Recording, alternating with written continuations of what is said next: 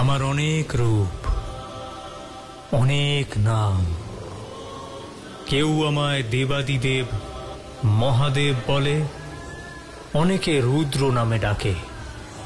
কারুর কাছে আমি আদি যোগী, আর কারুর কাছে ভৈরব। কোথাও আমি পশুপতিনাথ, আর কোথাও নীলকণ্ঠ। কিন্তু আজ আমি আমার যে রূপের কাহিনী শোনাতে চলেছি, সেই কাহিনী শিশু ভোলানাথের।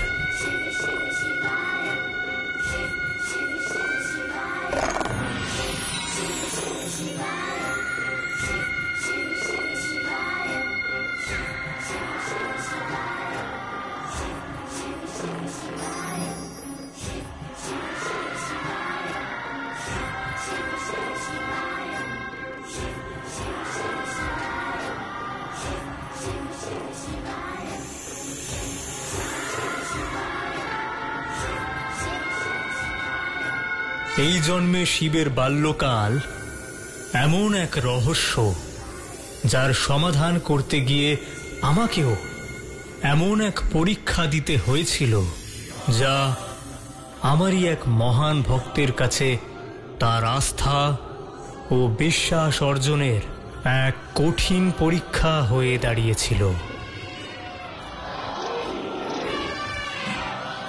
এই শিশু ভোলানাথ, যে মায়ের আঁচল, স্নেহ আর মমতা লাভ করেছে, তিনি কোনো সাধারণ নারী ছিলেন না। তিনি ঋষি কর্দান ও দেহুতির কন্যা, আর সপ্ত ঋষিদের শ্রেষ্ঠ মহর্ষি অত্রির পত্নী ছিলেন। যার মাতৃত্বের ছায়ায় আমি এই রূপে জন্ম নিয়েছিলাম, তিনি মহাসতী অনসূয়া।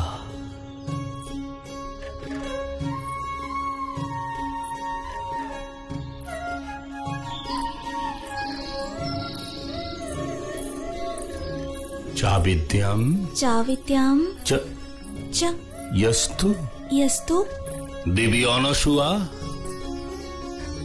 এটা আমাকে দিয়ে দিন। মহামান্য গুরুকুল প্রধানাকে আমার প্রণাম। আকালের বিভীষিকাটা চারদিকে ছড়িয়ে পড়ছে। আমার মত অনুযায়ী কিছুদিনের জন্য গুরুকুলকে বন্ধ রাখা উচিত। চারিদিকে অন্ন জলের খুব অভাব দেখা দিয়েছে। আমাদের গুরুকুলে এমনটা হবে না আচার্য। গুরুকুল বন্ধ হবে না। গুরুকুল জ্ঞানের আধার। প্রাকৃতিক বিপর্যয় ধরিত্রী তো বন্ধা হয়েই গেছে। এখন সেই জন্য আমি আমাদের শিক্ষার্থীদের জীবন অনিশ্চয়তার মুখে ঠেলে দিতে পারি না। অনুর্বর এবং বন্ধা ভূমি থেকে জীবনের আশা করাটা বৃথা মহামান্না।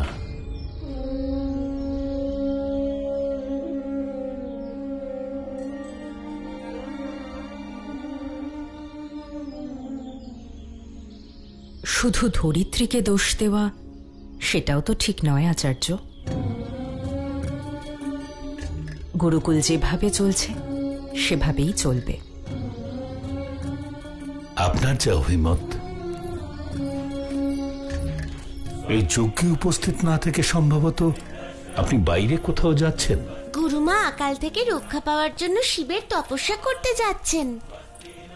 বর্ষা আনবার জন্য তো আপনার স্বামী যজ্ঞ করছেন, তাহলে আপনি আবার তপস্যা করবেন কেন? ও, বুঝতে পেরেছি। তাহলে আপনার স্বামীর বৈদিক শক্তির উপর আপনার আস্থা নেই। সত্যিকারের শক্তি আর দৃঢ় বিশ্বাস, এই দুটির প্রদর্শনের প্রয়োজন হয় না আচার্য দণ্ডপাণি। তাহলে এই যজ্ঞে আপনার অনুপস্থিত থাকাটা কি উচিত হবে? স্বামীর শুভ কাজে সহায়তা করা আর স্ত্রীর দায়িত্ব পালন করার জন্য এটাই উচিত আর অনিবার্য। আর আমার সম্পূর্ণ বিশ্বাস আছে যে আমার শিব এই সংকট দূর করতে আমায় অবশ্যই সহযোগিতা করবে।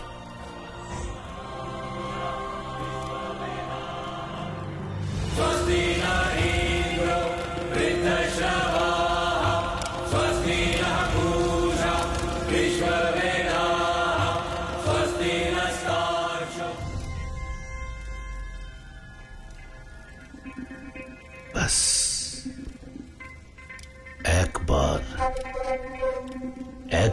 যদি এই গুরুকুলের প্রধান হতে পারি, তারপর দেখবে এখানকার শিব ভক্তি আমি চিরকালের জন্য কিভাবে নিঃশেষ করে দিই।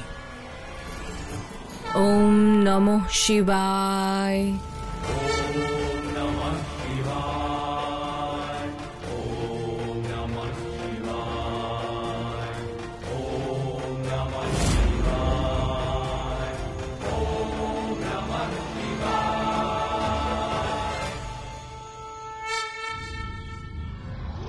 শোনো শোনো, শীঘ্র কাজ করো, আমাদের এখনই বেরোতে হবে।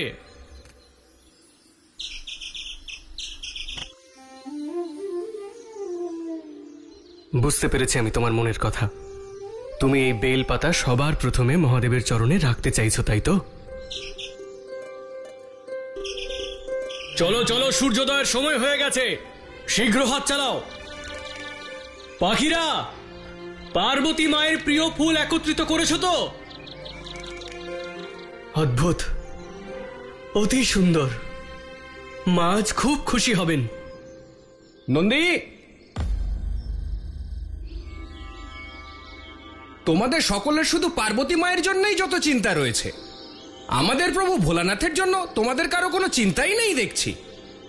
আপনি তো রয়েছেন মহাদেবের চিন্তা করার জন্য ঋষি ভৃঙ্গি। হ্যাঁ, সে তো আমি আছি, তাই তো দেখো না, কাটা ফুটলেও আমি ধূত্র ফলগুলো ঠিক তুলে এনেছি। ঋষি ভৃঙ্গি, আপনার কথা শুনে তো মনে হচ্ছে যে আপনি মহাদেবকে আপন করে নিতে চান, কিন্তু ওনার প্রিয় ধূত্র ফুলের কাঁটাকে আপন করে নিতে চান না। এটা আপনার কাছে প্রিয় নয়? তোমার কথার তাৎপর্য কি নন্দী? আমার কথার তাৎপর্য এই যে ওনার মতো এগুলোকেও আপন করে দেখুন, কষ্ট পাবেন না, খুব আনন্দ লাভ করবেন। আচ্ছা চলুন এবার যাওয়া যাক, চলো।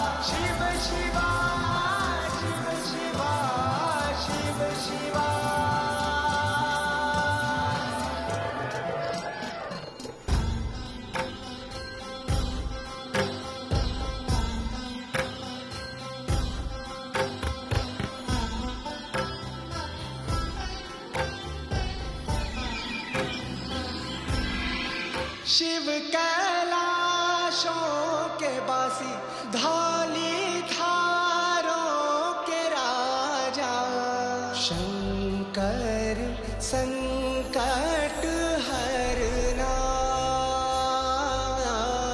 शंकर संकट हरना, शंकर संकट हरना।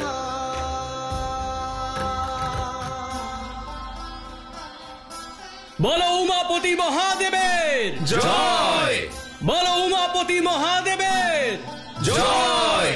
হর হর মহাদেব, হর হর মহাদেব! হর হর মহাদেব, হর হর মহাদেব! হর হর মহাদেব, হর হর মহাদেব! হর মহাদেব, হর হর মহাদেব! হর মহাদেব। হর হর মহাদেব! अंत बेअंत तेरी माया, ओ भोले बाबा। শিবায়। ওম নমঃ শিবায়। ওম নমঃ শিবায়।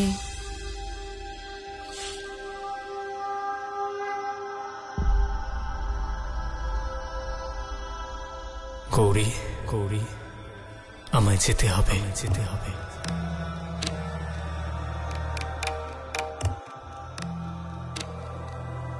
হর হর মহাদেব, হর হর মহাদেব! দাঁড়াও।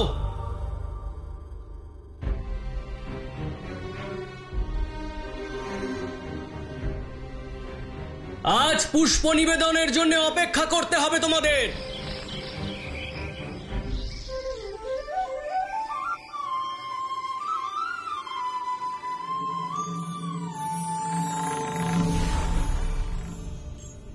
ওম নমঃ শিবায়, ওম নমঃ শিবায়।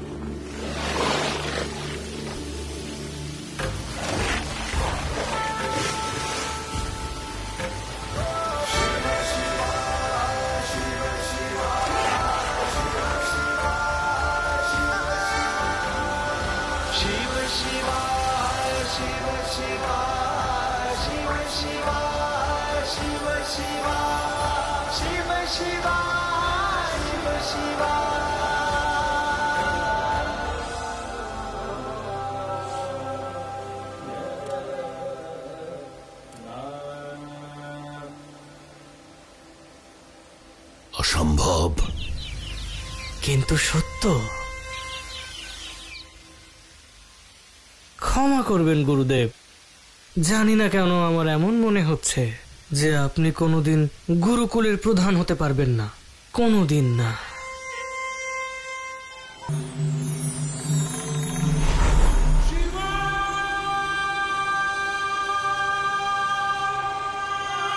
অবশেষে আমার প্রার্থনা শুনে আপনি উপস্থিত হলেন প্রভু। আমি তো এখানেই আছি, স্থায়ীভাবে, অনাদিকাল ধরে।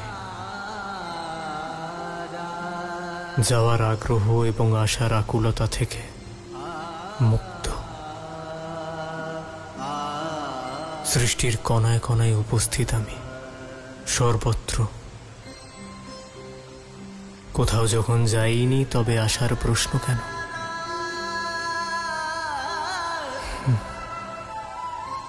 যদিও আমাকে কেউ স্মরণ করে না, আজ আপনি স্মরণ করেছেন। না এসে পারতাম, তাই চলে এলাম। আমি কিভাবে আপনাকে কৃতজ্ঞতা জানাই মহাদেব? একজন মা তার পুত্রকে কৃতজ্ঞতা জানায় না, পুত্রকে আশীর্বাদের কবচ দেয় মা।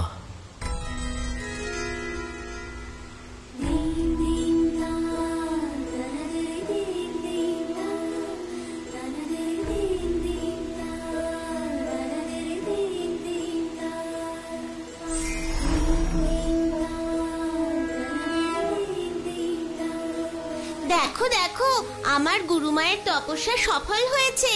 মহাদেবের শক্তিতে জল এসে গেছে, আর আকার নেই।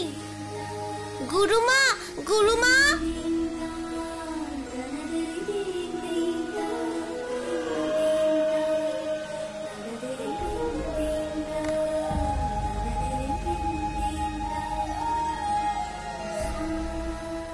দেবী, মহাদেব আমাকে মা বলে সম্বোধন করলেন।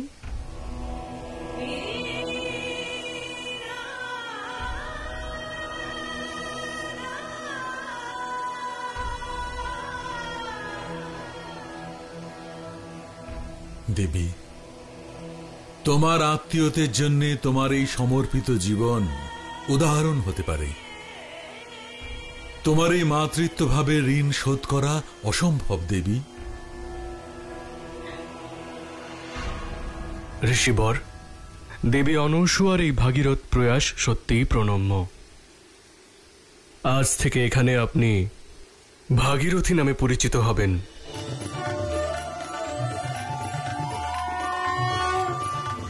আচার্য, আজকের দিনটি খুবই শুভ। এই জন্য আমি একটা কথা ভাবছি। আমি আমার বাড়িতে আজকে একটি শুভ কাজ করব। কি শুভ কাজ সুলোচনা? আমার বড় কন্যা কলাবতীর স্বাদের অনুষ্ঠান। এ তো খুব ভালো কথা সুলোচনা। কন্যা এবং ধরিত্রী দুয়ের মধ্যে কোনো পার্থক্য নেই। তুমি যাও, গিয়ে অনুষ্ঠানের আয়োজন করো। কিন্তু স্বাদের অনুষ্ঠানের শুভারম্ভ আপনার হাতেই হবে গুরুমা।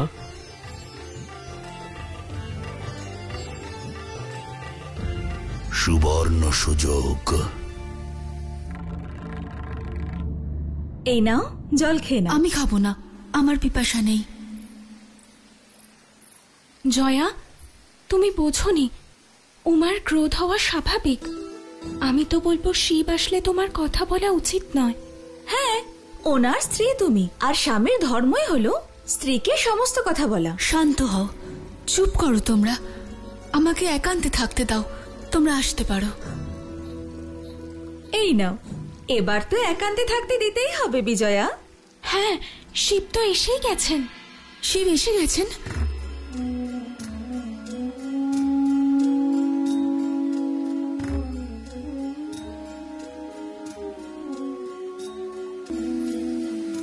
উমার জন্য জল।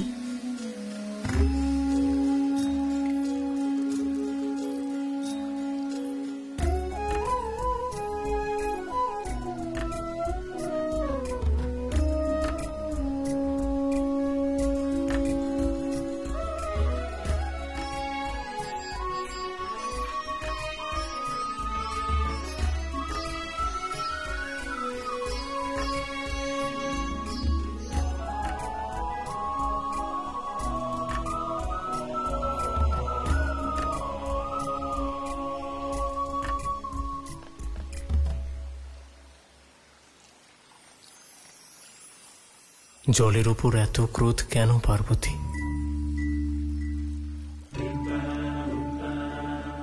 জল তো জীবনের ধারা, আর ধারা শুষ্ক হয়ে গেলে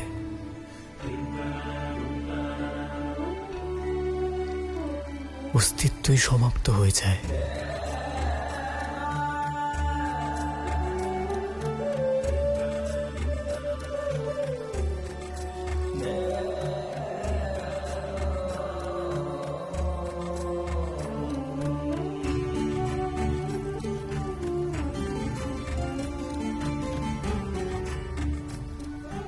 যেমন আপনি আমার ধারা।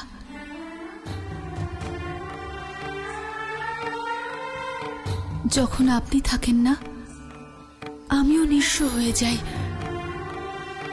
মন লাগে না, মন ব্যাকুল হয়ে থাকে। মনের ব্যাকুলতাই মধুর সম্পর্কের আধার হয়ে থাকে পার্বতী।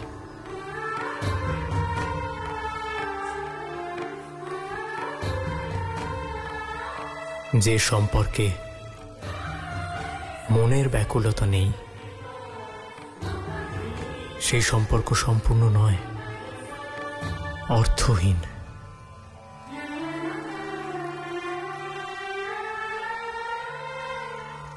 কোথায় চলে গিয়েছিলেন আপনি না জানিয়ে? মাতৃঋণ শোধ করতে। মায়ের ডাকে যদি পুত্র ছুটে না যায় তবে অধর্ম হয়। মা? মা অনসূয়া, সেই মা অনসূয়া যিনি আমাদের বিবাহে আমার মায়ের দায়িত্ব পালন করেছিলেন। দেবী অনসূয়ার কঠিন তপস্যার জন্যে আমাদের জলের অভাব পূর্ণ হয়েছে। আমি ওনাকে এবং ঋষি অত্রিকে আমাদের সবার পক্ষ থেকে প্রণাম জানাচ্ছি। আসুন, স্বাদের অনুষ্ঠান শুরু করা যাক।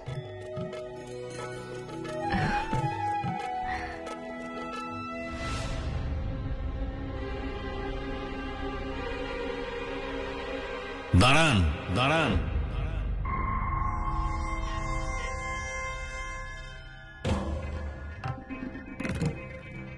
যান মহামান্না, সম্ভবত আবেগের বশে আপনি ভুল করছেন।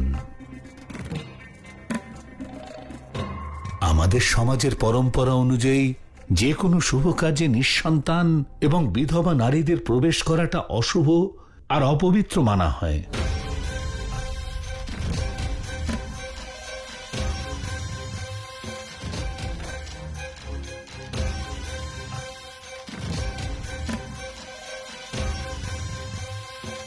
আপনি এক প্রতিষ্ঠিত গুরুকুলের প্রধান পদে রয়েছেন।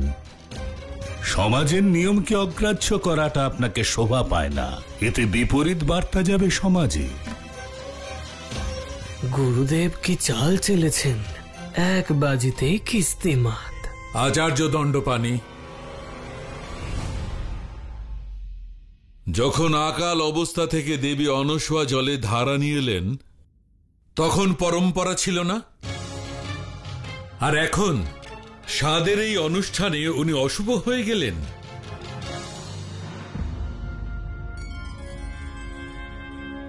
ঠিক করেছেন। পরম্পরা আর নিয়মের স্মরণ করানোর জন্য আপনাদের ধন্যবাদ।